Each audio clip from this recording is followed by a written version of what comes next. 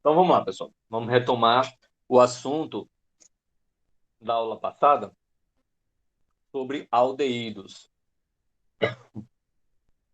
Então, o que foi que a gente viu?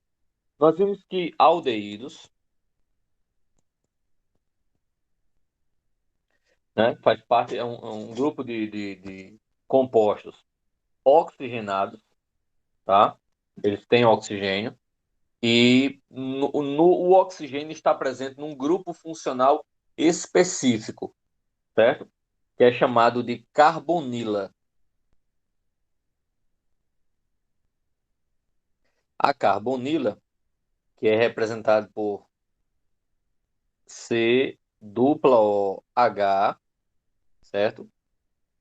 Ou também pode ser representado por CHO. Lembrando que obrigatoriamente esse grupo funcional vai estar em uma ou nas duas extremidades do composto.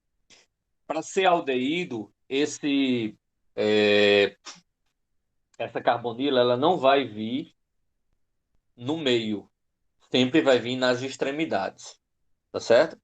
Então, é o C dupla O, tá? O H é só para que você possa fixar melhor, mas na verdade a carbonila é C dupla O. É nas extremidades. Em uma extremidade ou nas duas extremidades, tá certo? Então, essa é a principal característica dos aldeídos, tá bom? Então, numa cadeia, por exemplo, eu tenho um exemplo aqui em que você tem H3C, CH2. Deixa eu só apagar isso aqui.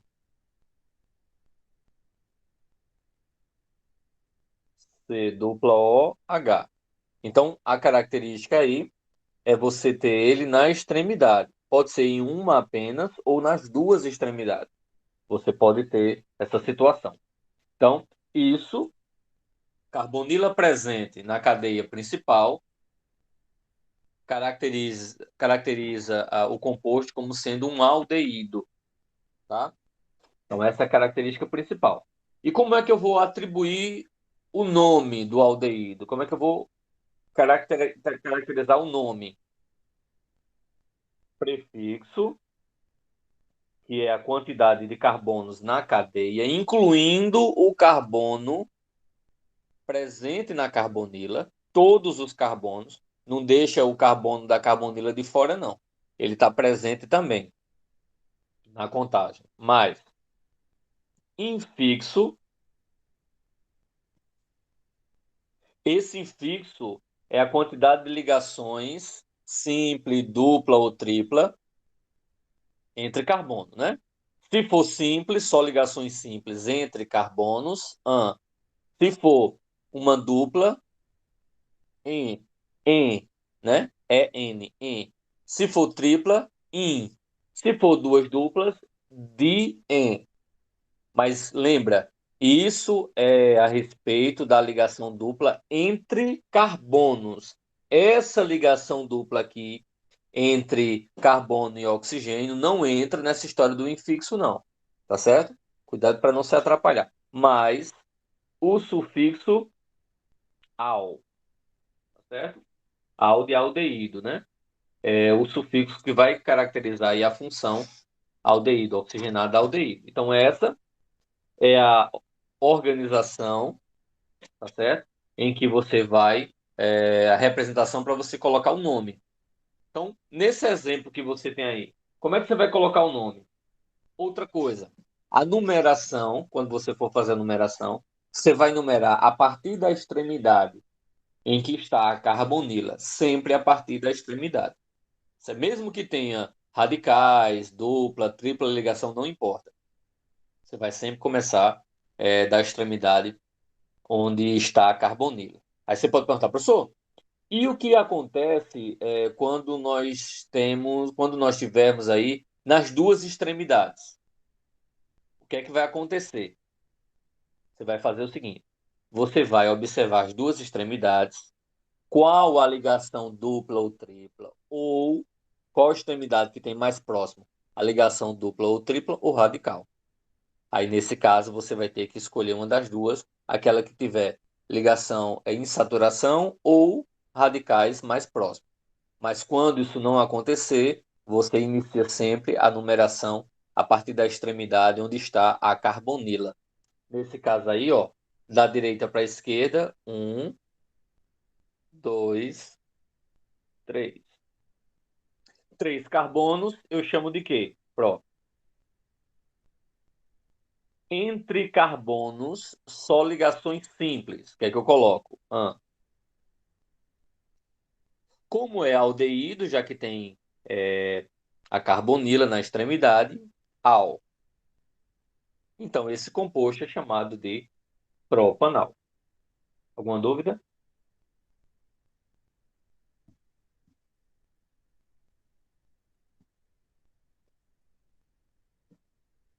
Não? Ok. Então, vou passar isso aqui. Posso passar ou vou tirar print?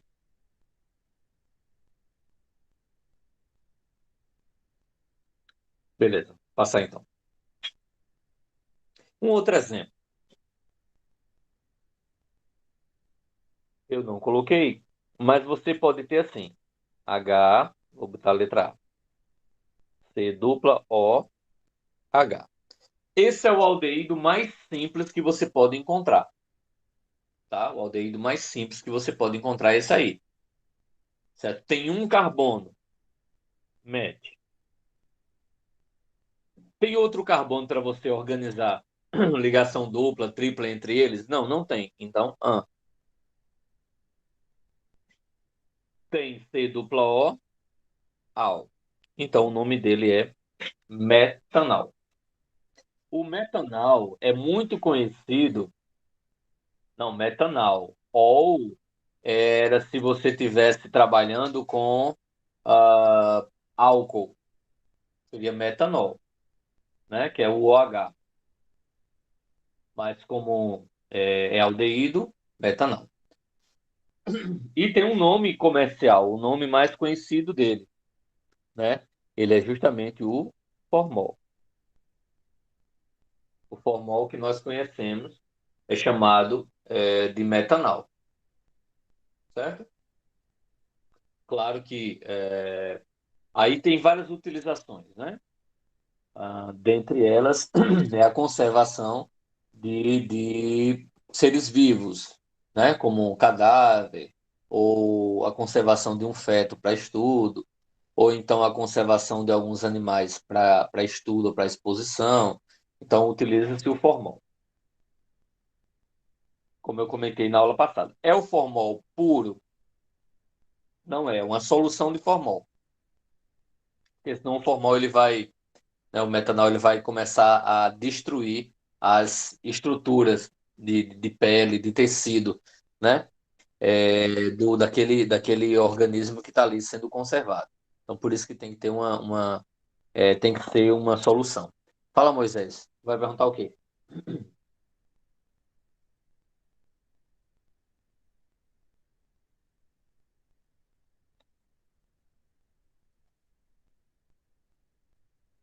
Onde é que tu viu isso?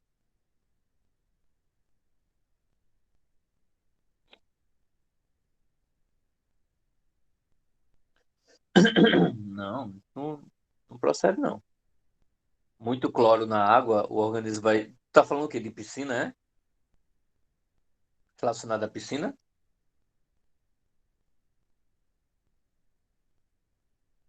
Não, não, não. Você o organismo ele não sobrevive, não. Se fosse assim, o organismo sobreviveria no cloro puro, no hipoclorito puro.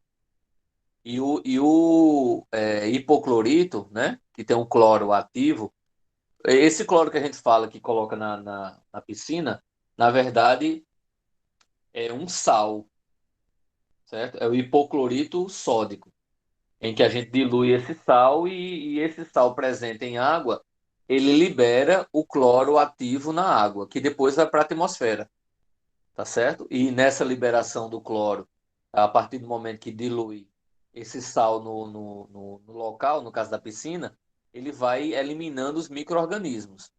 O problema do excesso de cloro na água não é que os organismos, micro-organismos, digamos assim, sobrevivem, não, isso está errado. O que acontece é que ele, com excesso de cloro na água, ele vai causar problemas para nossa pele, para nossa saúde, entendeu? Esse é que é o problema. Você vai ter um excesso salino lá e vai acabar prejudicando nossa pele. E outra, é por isso, pelo efeito do cloro ativo, é que não se pode colocar e com pouco tempo entrar. Não pode entrar.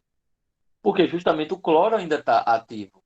Então, quando você estiver dentro da piscina, você vai ter o cloro ativo na sua pele e ainda mais quando você estiver fora da água, próximo da superfície da água, você vai estar respirando cloro. Aquele cheiro de cloro na água ali é cloro sendo liberado. É tóxico. Você não pode respirar aquilo, não. Depende do açude. Se for açude de Bodocongó, não, né? Nem um açude velho. Não dá certo, né, Ju? Então, não pode, não chega a morrer sufocado, Moisés, porque a quantidade de cloro que tem lá é pequena, né? Você não vai colocar uma quantidade muito grande. Mas, por exemplo, se o cara tá produzindo a solução de hipoclorito, né? Que é o chamado de cloro, não é água sanitária. A água sanitária ainda é uma diluição do cloro, que é do hipoclorito, certo? O hipoclorito, o sal, ele existe na forma salina, na forma de sólido, né? Como se fosse sal de cozinha ou soda cáustica. Então, isso aí, quando a gente dilui, com a diluição é, pequena de água, quando a gente acrescenta pouca água, a gente tem o cloro, né? Chamado de cloro ativo, aquele que compra em alguns locais de material de construção. E quando a gente pega esse cloro, né, o hipoclorito sódico diluído, e ainda dilui mais ainda, aí a gente tem água sanitária.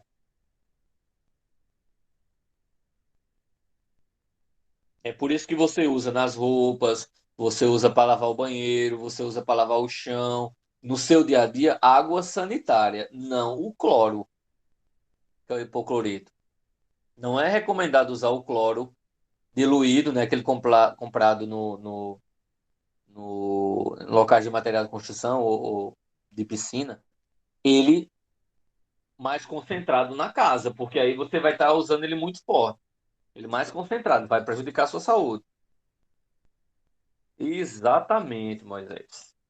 Porque ele vai corroendo, danificando a pele, né? E vai causando essas rachaduras. Principalmente no pé, porque é onde está em contato. O cara está lavando um ambiente, não, aí em vez de botar é, água sanitária, o cara coloca. Minha mãe, por exemplo, minha mãe é um caos. Eu sou químico, mas minha mãe é um caos na minha vida em relação à química. Porque tudo que não pode fazer, ela faz. Por mais que eu diga a ela, é como se eu não soubesse de nada. Aí eu vou e digo a ela, é besteira, eu sempre fiz assim, vou fazer. Ela vive com os pés rachados, tá entendendo? Por conta disso, ela bota cloro para poder lavar. Ela tem uma escola, então para lavar a escola usa cloro, tá entendendo? Usa polidor de alumínio para poder colocar no piso, para deixar ela mais brilhante. Pô, polidor de alumínio, além em grande quantidade, ser prejudicial ao meio ambiente, tá? Ainda agride mais ainda, junto com o cloro, nos pés de quem está lavando nas mãos, mas ela faz desse jeito. Não, Moisés, aí sinceramente tua avó, ela queria tirar um pedaço, né, de tu, porque então ela queria te fazer chorar bem muito, só de maldade porque tu caiu, né? Mas não é de Deus não, essa observação não, entendeu? Então não se pode fazer uma coisa dessa, não. Tem certas coisas que a gente tem que evitar. Aí, por exemplo, o formol, como eu tinha falado na aula passada, é, ele já foi adicionado para conservar, né, para ser um conservante de desinfetante, né, colocar desinfetante para conservação e para um efeito maior. Só que a Anvisa retirou isso, né? Não pode não, porque ele acaba sendo prejudicial. Aí tem a história do formol ser usado no cabelo, né, a solução de formol ser usado no cabelo. que a gente conversou largamente sobre isso também, viu que não é saudável, né, para a pessoa que está sendo usada no couro cabeludo. Muitos, dependendo da concentração que está colocando, da quantidade, né, se não foi bem diluído, muitos ficam com a cabeça cheia de ferida por conta das queimaduras devido ao formol, porque além da pessoa colocar o formol no cabelo, ainda já não é agressivo o suficiente, a pessoa vai e aquece, né? Coloca o aquecedor, coloca a chapinha. Aí, meu amigo, se o sol formol já é um problema, e quando aquece? Aí já foi prejudicado o couro cabeludo. É grande possibilidade, sabe, Moisés, disso acontecer. É uma grande possibilidade. Porque vai danificando e vai matando a raiz do couro cabeludo, né? Do cabelo. Vai causando sérios problemas. É por isso que Mas assim, aquela pessoa que usa e não usa sempre, quer colocar no cabelo dela, não tem tantos problemas assim. Porque usa, tipo, a cada 15 dias, ou uma vez por mês, mesmo se usar uma vez por semana. Mas tem um período de descanso do cabelo. Mas o problema maior é para quem aplica, que está em contato direto. Contato com as mãos, respirando, contato com, às vezes, com os olhos, porque tá ali naquele manuseio, coça o olho, certo? A cabeça coçou, coça a cabeça. Então tá ali diariamente, várias vezes ao dia, fazendo esse serviço. Então, consequentemente, para essas pessoas que fazem isso, principalmente as pessoas que não têm uma estrutura maior, você pode perceber a quantidade de cabelo na cabeça, sempre tem algumas falhas. Você percebe que as mãos são mais ásperas, a pele é mais envelhecida, justamente por conta desse. Sim, fora o problema do câncer, né? Não só de pele, não, tá, pessoal? Câncer de pele, câncer do pulmão também, por estar respirando esse troço aí, dentre outras coisinhas.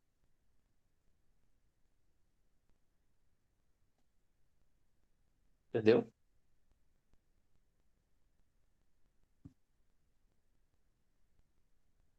Mas vamos lá. Letra B.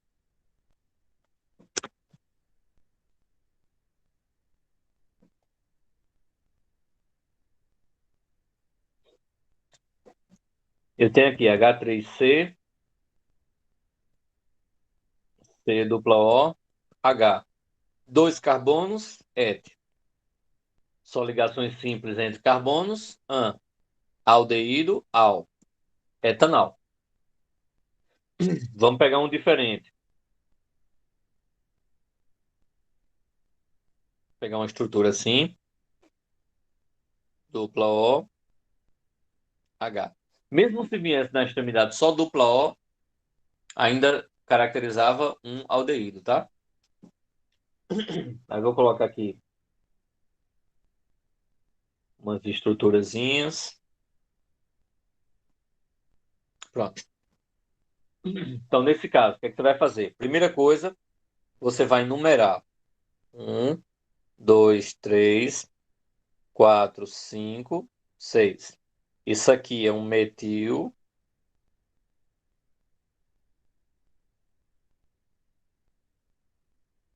E esse aqui é um metil, certo? Então, como é que vai ser o nome desse camarada? Ele tem seis, só que tem dois metil, né? O nome dos radicais vem primeiro. Então, no 4 e no 5.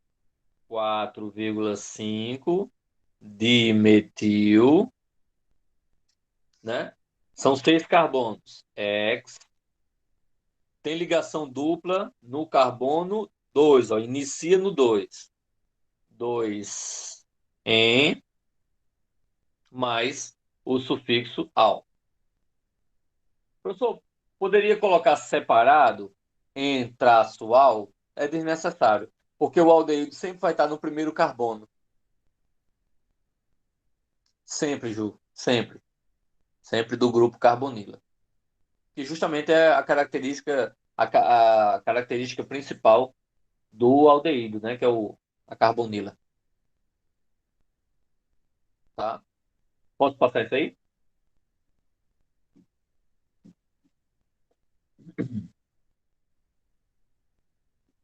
E aí eu vou mostrar um outro aqui. Por exemplo, eu posso ter essa situação.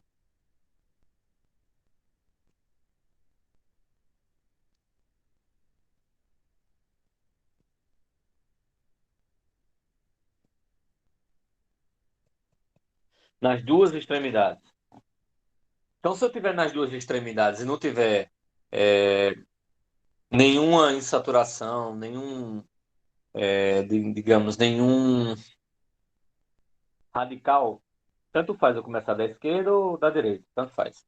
Mas se eu tiver, por exemplo, um radical aqui, aí a obrigação é começar da esquerda, porque já que as duas extremidades estão na mesma situação, desculpem, como eu tenho um radical à esquerda, então a prioridade é da esquerda.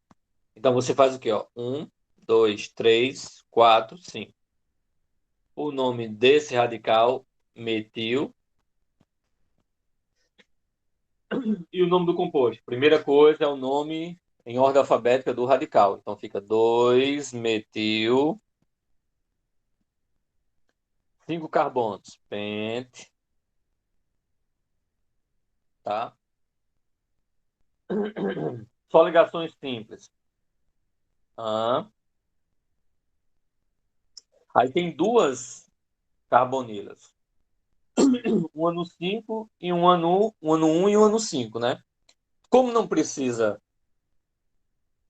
é, como não precisa numerar, porque só pode estar na extremidade, aí você coloca traço dial, porque são dois aldeídos, dial. Aí o que é que acontece? Existe uma complementação na regra que diz o seguinte, ó, para não ficar essa coisa estranha, né? Pentandial, certo? A gente encara a quantidade de carbonos, né? Não como apenas uma complementação do aldeído, mas a gente encara como se fosse um hidrocarboneto. Então a gente faz assim, é pentano dial. Acrescenta o O, né? Esse O aqui é acrescentado só para não ficar o tracinho, só por isso. Então, fica 2-metil pentanodial. 2-metil pentanodial. Alguma dúvida?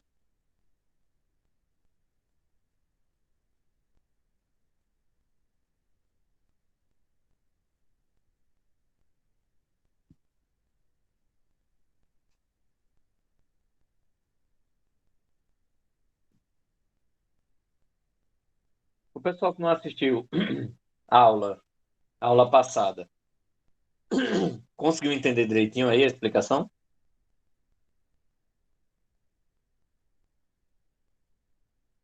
Sim, beleza. Ah, tranquilo. Valeu, valeu, João, Leonilson. Beleza. Então, eu vou continuar. Já vou pegar essa deixa aqui e já vou contar. A nossa aula vai até 10h20, né? É isso?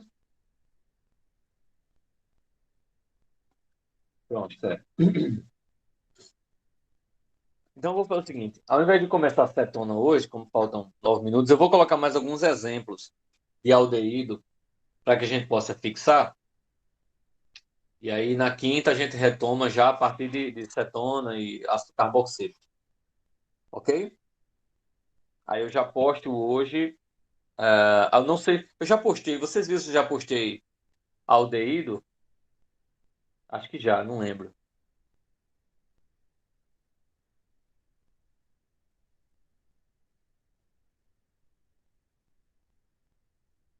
Acho que eu não postei aldeído. Vou dar uma olhadinha aqui. Não, postei não. Postei só enol e fenol. Aldeído não postei.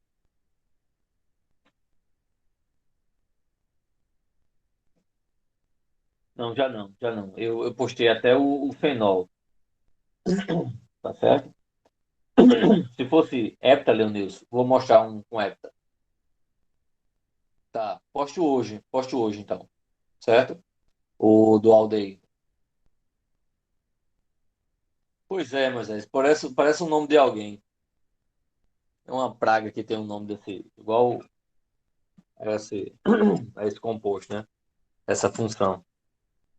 É por isso, Moisés, que para não confundir, quando eu me apresento assim para fixar, é padre. Tá entendendo? Principalmente quando é turma de terceiro ano. Porque quando a gente avança, avança, avança, e chega na bexiga do Aldeído, aí fica a gente chamando Aldeído de Adeilton, ou meu nome de Aldeído. Esse é o maior problema, tu tá entendendo? E ainda tem gente hoje que escreve meu nome errado. Bota o nome da função, Aldeído, entendeu? Isso fora outras pessoas que não chamam, nem não passa nem perto disso. É um nome totalmente diferente. Aí por isso que não é padre. Que padre? Aquele de rezar missa. E você reza missa? Não, eu rezo aulas, né? Eu faço homilias de aulas. Ah, aí, né? KKK. Tem aquela coisa. Mas vamos lá, assim, são 7 carbonos, Leonis perguntou, né? Vamos, letra F aqui. Vou colocar 7.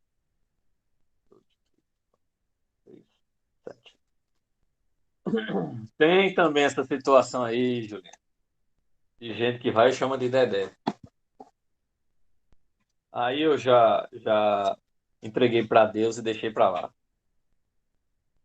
Então, deixa eu colocar um aqui, um mais completo.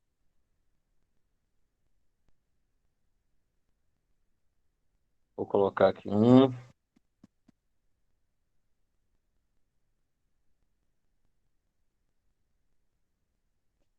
Pronto.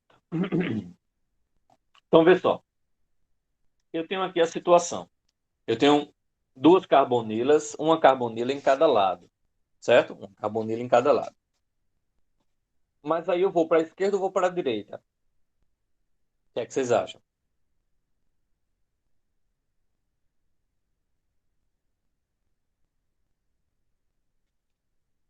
Direita ou esquerda? A carbonila. Isso, Ju.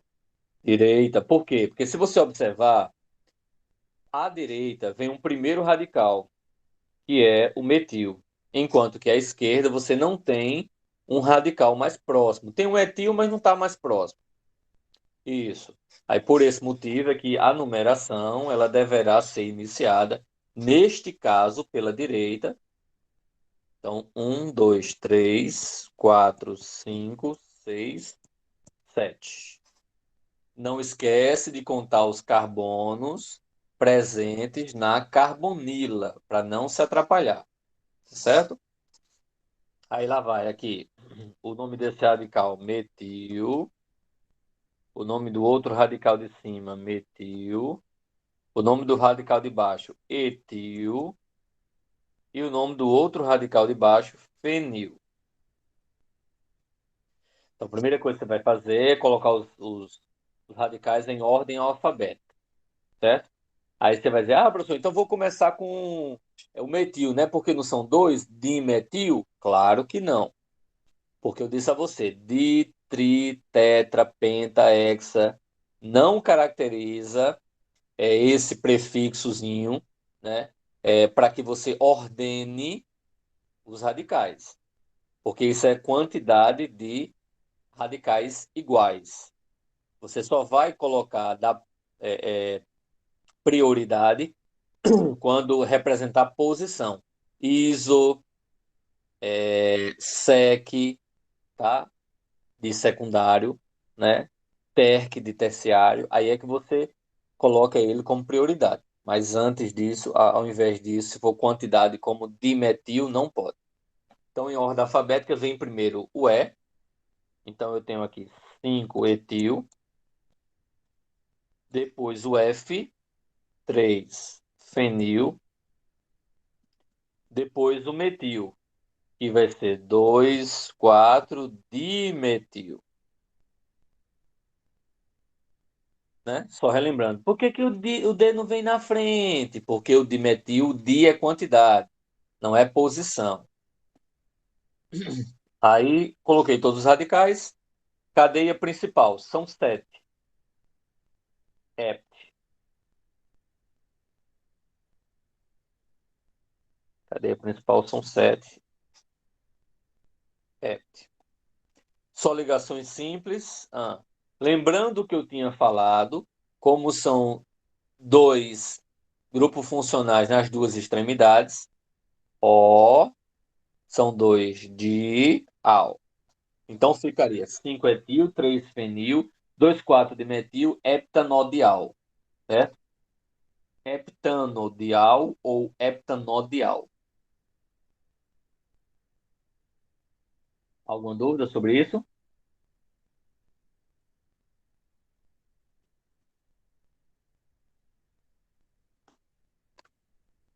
Não? Então, meus anjinhos de candura, a gente fica por aqui.